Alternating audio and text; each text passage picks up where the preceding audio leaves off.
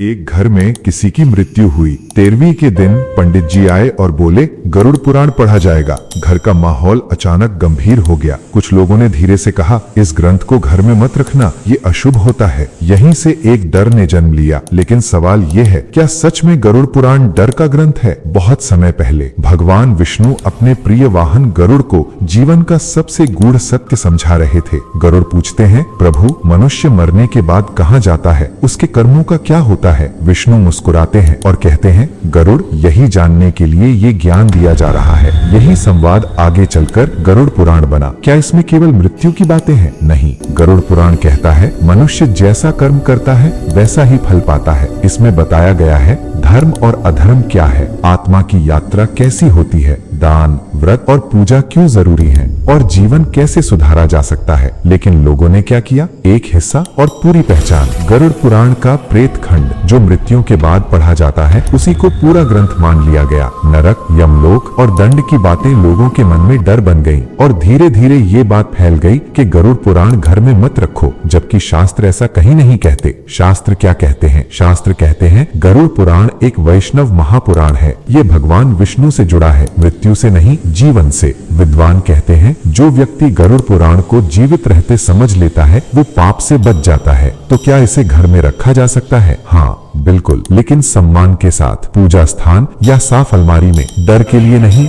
ज्ञान के लिए। बच्चों को डराने के लिए नहीं, आत्मा को समझाने के लिए। अंतिम सत्य, गरुड़ पुराण डराने नहीं आया, वो चेताने आया है। मृत्यु दिखाने नहीं, जीवन सुधारने आया है। डर ग्रंथ में नहीं था, डर हमारी अधूरी समझ में था।